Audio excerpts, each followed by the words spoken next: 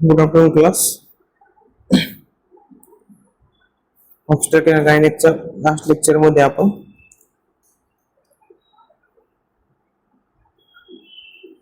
प्रिपेरियम बघत होतो. त्याच्यामधला नेक्स्ट पार्ट आहे जनरल फिजियोलॉजिकल चेंजेस. काय काय होतात ड्युरिंग द प्रिपेरियम पिरियड. तर याच्यामध्ये काय काय चेंजेस बघायला भेटतात आपल्याला. जनरल फिजियोलॉजिकल चेंजेस मध्ये टेम्परेचर मध्ये चेंजेस झालेले बघतात. GI tract, weight loss, urinary tract, pulse, fluid loss, lactation, ovarian function, thyroid function, blood vessels. तर आपण एक एक करून बघूयात कसे कसे त्याच्यामध्ये आपल्याला चेंजेस बघायला भेटतात. पल्स मध्ये काय चेंजेस बघायला भेटतात. Few hours after normal delivery the pulse rate is raise which will normalise during second days. ज्यावेळेस फिमेलची नॉर्मल डिलिव्हरी होती त्यावेळेस जो पल्स रेट येतो राईज झालेला बघायला भेटतो आपल्याला, म्हणजे इन्क्रीज झालेला बघायला भेटतो. आणि तो नॉर्मल लेवलला कधी येतो? दुसऱ्या दिवशी, सेकंड डे पर्यंत पल्स रेट हा नॉर्मल लेवलला येतो. Then temperature. टेम्परेचर मध्ये काय चेंजेस बघायला भेटतात आपल्याला. Slight rise in a temperature 0.5 degree Fahrenheit but normalise within the 12 hours. Temperature मध्ये स्लाइटली राइज होती. स्लाइटली राइज म्हणजे स्लाइटली इन्क्रीज होतं टेम्परेचर. तेवढं 0.5 फॅरनहाइट एवढंच इन्क्रीज होतं आणि हे 12 तासाच्या आत नॉर्मल लेवलला येतं. Should not exceeds more than the 37.5 म्हणजेच 99.5 Fahrenheit in the first 24 hours after delivery.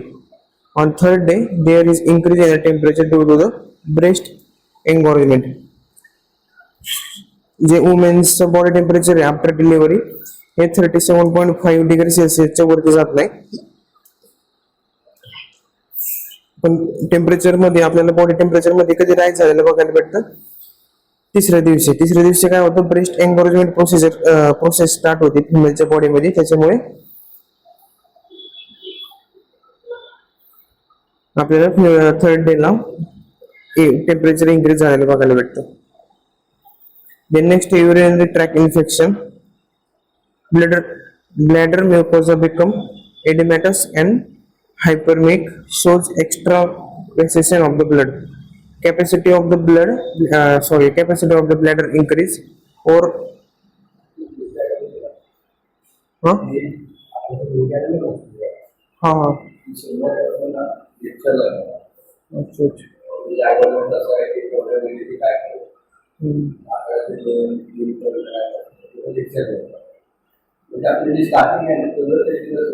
कुठले JNMG आहे का? अच्छा अच्छा अच्छा.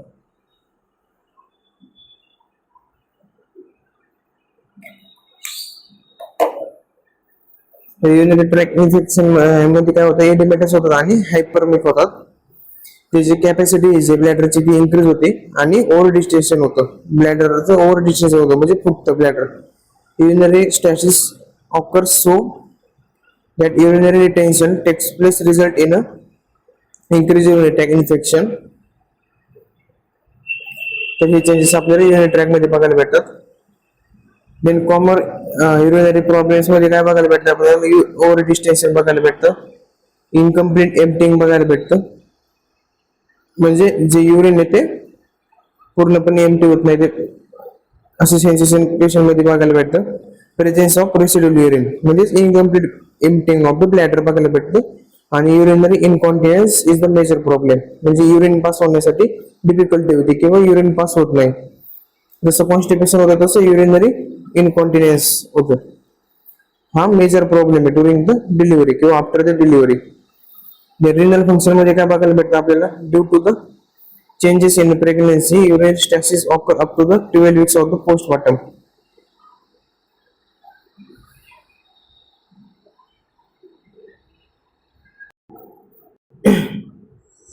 प्रेग्नन्सी चेंजेस मध्ये युरिनरी स्टॅसिस म्हणजे काय, ते इनकम्प्लीट किंवा inability to completely emptying the bladder, त्याला बोलतात युरिनरी स्टॅसिस.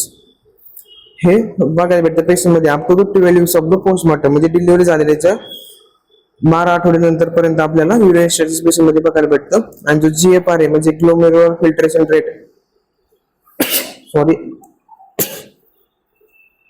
हा नॉर्मलच होतो आफ्टर कधी 6 weeks after the postmortem. GI track मध्ये आपल्याला काय चेंजेस बघायला भेटतात, थ्रस्ट इन्क्रीज होतो, म्हणजे प्रेग्नेंट फिमेलला तहान खूप लागते, त्याच्यामुळे फ्लुइड लॉस पेशंट मध्ये बघायला भेटतं. लोकिया आपण लास्ट लेक्चर मध्ये बघितलं होतं ते बघायला भेटतं. डायुरेसिस बघायला भेटतं आणि पर्सिपरेशन बघायला भेटतं आणि कॉन्स्टिपेशन आपल्याला पेशंट मध्ये बघायला भेटतात प्रेग्नेंट पेशंट मध्ये. आणि वेट लॉस मध्ये काय चेंजेस बघायला भेटतात वेट मध्ये? 5 to 6 kg weight loss occur due to the consequence of the explosion of the fetus, placenta, liquor and blood loss. ज्यावेळेस फिटस प्लासेंटा जे amniotic फ्लुइड आहे किंवा ब्लड लॉस होतो त्यावेळेस पेशंट मध्ये फिमेल पेशंट मध्ये 5 to 6 kg चा weight loss आपल्याला बघायला भेटतो. Additional 2 kg weight loss due to the diuresis. आणि 5 ते 6 kg बरोबर अजून 2 kg वेट लॉस होतो पेशंट मध्ये का तर डायुरेसिस होतं पेशंट मध्ये. Weight loss continues up to the 6 months of the postmortem. डिलिव्हरीच्या नंतर 6 महिन्यापर्यंत पेशंट मध्ये आपल्याला वेट लॉस झालेला बघायला भेटतो. थायरॉइड फंक्शन मध्ये काय बघायला भेटतं आपल्याला? Thyroid volume regress gradually to the pre-pregnant state by the 12 weeks. Thyroid function return to normal by 4 weeks. थायरॉइडचे जे T3, T4 आणि TSH जे लेवल्स आहेत ते आपल्याला राईट झालेले बघायला भेटतात कधीपर्यंत? 12 weeks पर्यंत, 12 आठवड्यापर्यंत. आणि हे कधी नॉर्मल येतात? After delivery 4 weeks. Then fluid loss मध्ये काय बघायला भेटतं पेशंट मध्ये आपल्याला? Net fluid loss of 2 liter during the first week of the additional 1.5 liter during next 5 weeks. The amount of the loss depends on the amount retained during the labor and blood loss during the delivery. The loss of salt and water are longer in women with the pre-eclampsia and eclampsia. जो net fluid loss आहे हा 2 लिटरचा होतो कधीपर्यंत? First weak पर्यंत. आणि additional 1.5 litres कधीपर्यंत fluid loss झालेला बघायला भेटतं आपल्याला? 5 weeks पर्यंत. हा जो वेट लॉस आहे आपल्याला ड्युरिंग द लेबर किंवा लेबरच्या नंतर पण आपल्याला बघायला भेटतो. वेट लॉस मध्ये फ्लुइड लॉस मध्ये काय होतं? जे वॉटर आहे आणि सॉल्टचं आहे त्याचा पण लॉस होतो. वॉटर आणि सॉल्टचा लॉस झाल्यामुळे पेशंट मध्ये आपल्याला एक्लॅम्पसिया किंवा प्री एक्लॅम्पसिया असे हायपरटेन्सिव्ह कंडिशन पेशंट मध्ये बघायला भेटतात. ब्लड व्हॉल्यूम मध्ये काय बघायला भेटतं? Immediately following the delivery there is a slight decrease blood volume due to the blood loss and dehydration. Blood loss मुळे किंवा डिहायड्रेशन मुळे जे आपल्या फिमेल पेशंटच्या प्रेग्नेंट पेशंटच्या बॉडी मधलं जो ब्लड व्हॉल्यूम आहे तो डिक्रीज होतो. ब्लड व्हॉल्यूम डिक्रीज झाल्यामुळे ऑक्सिजन सप्लाय कमी होतो. ऑक्सिजन सप्लाय बरोबरच हिमोग्लोबिन पेशंटचा कमी होतो. Blood volume returns to non pregnant level by the second week. जो ब्लड लॉस झालेला आहे किंवा ब्लड व्हॉल्यूम जो डिक्रीज झालेला आहे फिमेल पेशंट मध्ये प्रेग्नेंट पेशंट मध्ये तो नॉन प्रेग्नंट स्टेटला कधी येतो? म्हणजे नॉर्मल लेवलला कधी येतो? आफ्टर सेकंड वीक, दुसऱ्या आठवड्यापर्यंत हा ब्लड व्हॉल्यूम रिकव्हर होतो. याच्यामध्ये कार्डियक आउटपुट राईज होतो कधी? After delivery to about 80% about the pre labour value but slowly return to the normal within 2 weeks. Cardiac output आपल्याला डिलिव्हरी नंतर इन्क्रीज झालेला बघायला भेटतो आणि हा स्लोली रिटर्न होतो. एकदमच रिटर्न होत नाही, स्लोली रिटर्न होतो कार्डियक आउटपुट कधीपर्यंत? 1 week पर्यंत.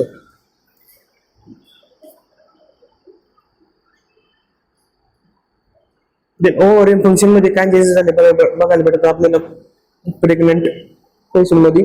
ओव्हरियन फंक्शन मध्ये येतात menstruation and ovulation. The onset of the first menstrual period flow in delivery is very variable and depend on the lactation. जो पहिला मेन्स्ट्रुअल फ्लो आहे हा व्हेरिएबल असतो प्रत्येक प्रेग्नेंट लेडी मध्ये, व्हेरी करतो त्याच्या कंडिशन नुसार आणि लॅक्टेशन नुसार. If the woman does not breastfeed her baby menstruation return by the 12th week following the delivery in 80% cases. The mean time for onset first menstruation is 7 to 9 weeks. जर mother breast feed करत असेल तिच्या बेबीला, म्हणजे breast milk काही condition मध्ये breast milk येत नाही किंवा काही कंडिशन मध्ये जे गायनेकोलॉजिस्ट किंवा पिडियाट्रिशियन येते ब्रेस्ट फीडिंग करायला अवॉइड करतात, त्या कंडिशन मध्ये जो मेन्स्ट्रुअल ब्लड फ्लो आहे तो रिटर्न कधी येतो? 12 आठवड्यापर्यंत रिटर्न येतो. हे आपल्याला 80% केसेस मध्ये बघायला भेटतो. 5% केसेस एक्सेप्शन आहेत. आणि ह्याचा जो मेन टाइम पिरियड आहे म्हणजे एक आपण ओव्हरऑल गेस करतो तो आहे 7 to 9 वीक्स पर्यंत मेन्स्ट्रुएशन आपल्याला आफ्टर डिलिव्हरी पेशंट मध्ये बघायला भेटतं. In non lactating mother the ovulation may occurs as early as 4 weeks in lactating mother about 10 weeks after delivery. Non लॅक्टेटिंग म्हणजे जे ब्रेस्ट फीड करत नाही त्या मदर मध्ये जो ओव्युलेशन पिरियड आहे तो आपल्याला कधीपर्यंत बघायला भेटतो 4 weeks पर्यंत बघायला भेटतो. 4 weeks नंतर बघायला भेटतो. आणि जे लॅक्टेटिंग मदर आहे म्हणजे ब्रेस्ट फिडिंग जे करतात मदर त्या मदर मध्ये आपल्याला 10 weeks after delivery ovulation period बघायला भेटतो. Duration of the anovulation depends upon the frequency intensity duration of the breast feeding. जे ओव्युलेशन आहे ते कशावरती डिपेंड राहतं, इंटेन्सिटीवरती, फ्रिक्वेन्सीवरती आणि duration of the breast feeding वरती. The physiological basis of the anovulation गॅस्ट्रोइन and amenorrhoea is due to the elevated level of the serum together acting associated with the sucking. तर हे त्याचे मेकॅनिझम ऍक्शन होतं. हे वरच्या लाईनचं बघितलं तेच खाली मिनिंग दिलेलं आहे.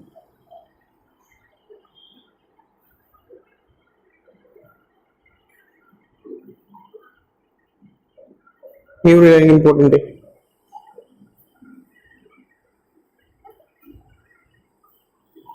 आता मॅनेजमेंट कसं करणार या पेशंट मध्ये, मॅनेजमेंट ऑफ द नॉर्मल प्युपेरियम. याच्यामध्ये इमिडिएट केअर प्रोव्हाइड केली जाते. पेशंटला रेस्ट अँड ॲम्ब्युलेशन केलं जातं. ॲम्ब्युलेशनसाठी असेस केलं जातं. पेशंटला रेस्ट प्रोव्हाइड केली जाते. कम्फर्टेबल डिव्हाइस प्रोव्हाइड करून किंवा कम्फर्टेबल पोझिशन पेशंटला प्रोव्हाइड केली जाते. बॅक रेस्ट प्रोव्हाइड केला जातो. फुट रेस्ट प्रोव्हाइड केला जातो. पेशंट फॉल होऊ नये म्हणून जे बेड क्रॅडल्स आहेत ते अप केले जातात. पेशंटला डाएट प्रोव्हाइड केलं जातं. डाएट मध्ये आपण पेशंटला सांगतो की eat any time you feel hungry, eat slow and in moderation, consume good fat, add lean protein to each meal, add fruits and vegetables every meals, limit sugary and spicy food. Immunization करतो. मदरला टीटीचं injection दिलं जातं. TT1 TT2 booster dose टीटीचा. HPV vaccine. हे vaccination मध्ये बघितलं होतं आपण कुठले कुठले वॅक्सिन मदरला देतात, चिल्ड्रन देतात आणि अडल्ट देतात. देन ब्लॅडर केअर मध्ये आपण पेशंटला जी प्रेग्नंट मदर आहे त्याला कशा पद्धतीने ब्लॅडर केअर करायची, फ्रिक्वेंटली वॉश करायचं, इन्फेक्शन होऊ द्यायचं नाही, हे सगळं सांगलं. Care of the bowl.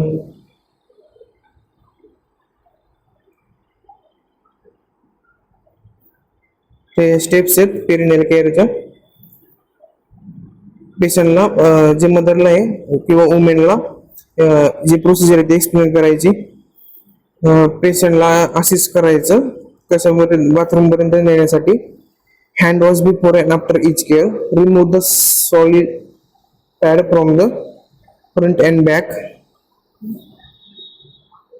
Squeeze peri bottle, warm water and cleaning solution without opening the labia.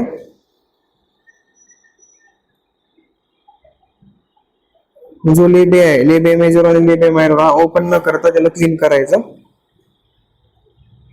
Paid dry from front to back side, then discard the cotton.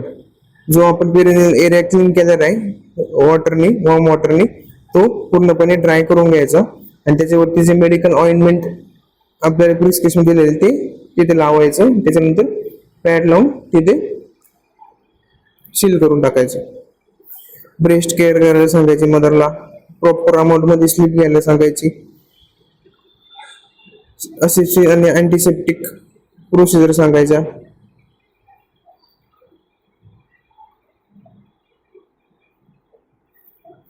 During the delivery आपण FSH fetal heart sound monitor करतो with the Doppler. Rooming in. Care of the vulva and episiotomy. जर पेशंटला एपिझोटोमी दिली असेल तर त्याची care कशी करायची सांगायची. पेशंटला त्याची ड्रेसिंग कशी करायची, त्याला वेट होऊ द्यायचं नाही, इन्फेक्शन होऊ द्यायचं नाही, तिथे डर्टी हँड्स टच करायचं नाही, हे सगळं पेशंटला एक्सप्लेन करायचं.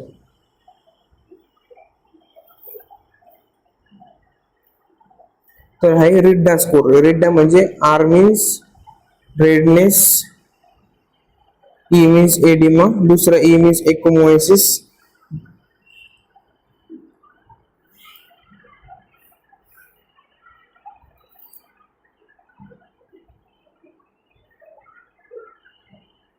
डी मीन्स डिस्चार्ज आणि ए मीन्स अप्रोक्सिमेशन. तर याच्यामध्ये स्कोरिंग असते 0 पासून सुरू होते तर 3 पर्यंत थांबते. तर रेडनेस मध्ये जर काहीच नसेल, रेडनेस नसेल, एडिमा पण नसेल, एकोमोसिस पण नसेल, डिस्चार्ज पण नसेल, कुठल्या प्रकार अप्रोक्सिमेशन नसेल, त्या कंडिशन मध्ये आपण 0 स्कोर करतो रेडाचा. देने नेक्स्ट येतो लेस देन 0.25 सेंटीमीटर इन्सिजन असेल बायलॅटरल दोन्ही बाजूने, आणि पेरिनियल मध्ये पण लेस देन 1 सेंटीमीटर इन्सिजन असेल. आणि एकोमोसिस मध्ये काय बघायला भेटतं आपल्याला, लेस देन 0.25 सेंटीमीटर बायलॅटरली और 0.5 युनिलॅटरली इन्सिजन असेल. आणि डिस्चार्ज जर सिरियस असेल म्हणजे रेड कलरचा असेल, आणि अप्रोक्सिमेशन मध्ये आपल्याला स्किन सेपरेशन झालेलं बघायला भेटलं असेल 3 mm पेक्षा कमी, त्यावेळेस आपण 1 स्कोर देतो. 0.5 सेंटीमीटर एवढं इन्सिजन असेल बायलॅटरल म्हणजे दोन्ही बाजूनी, पेरिनियल मध्ये 1 to 2 सेंटीमीटर एवढं इन्सिजन असेल, bilaterally 0.25 to 1 centimetre bilaterally and 0.5 to 2 centimetre incision असेल. आणि जो डिस्चार्ज येतो सिरियस सॅंग्युइनस असेल म्हणजे त्याचे वॉटर अमाऊंट पण असेल थोड्याफार प्रमाणात.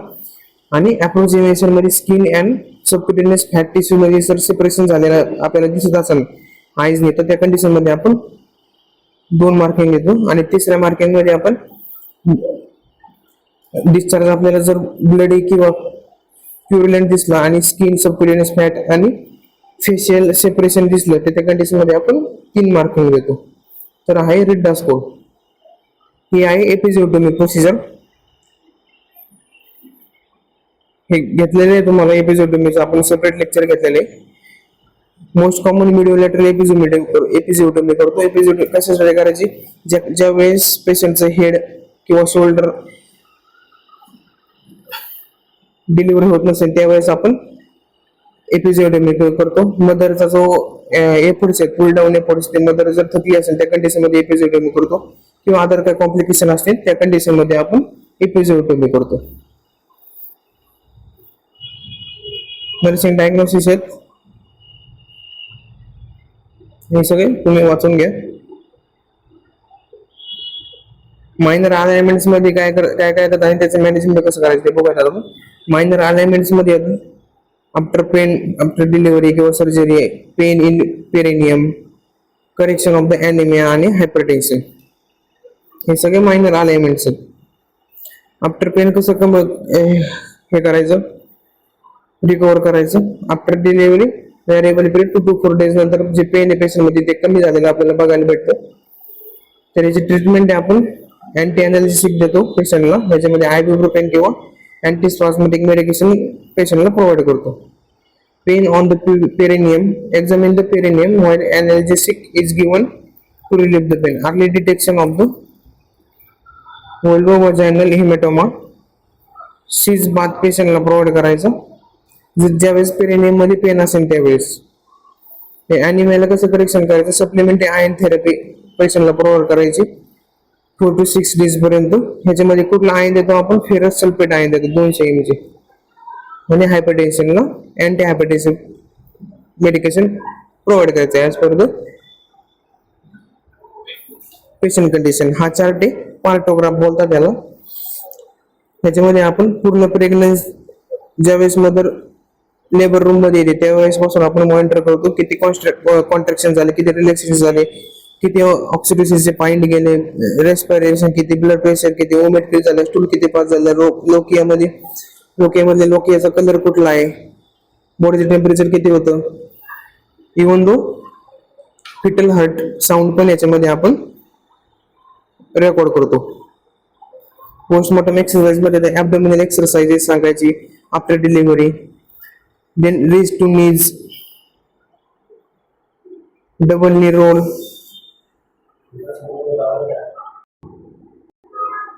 then leg roll, then combine abdominal breathing in supine pelvic tilt, then buttocks lift, single knee roll, arm rise. ते हे सगळे एक्सरसाइज पेशंटला आपण आफ्टर डिलिव्हरी करायला सांगायचे. तिथपर्यंत होता आपला सगळं नॉर्मल प्रिपेरियम. थँक्यू.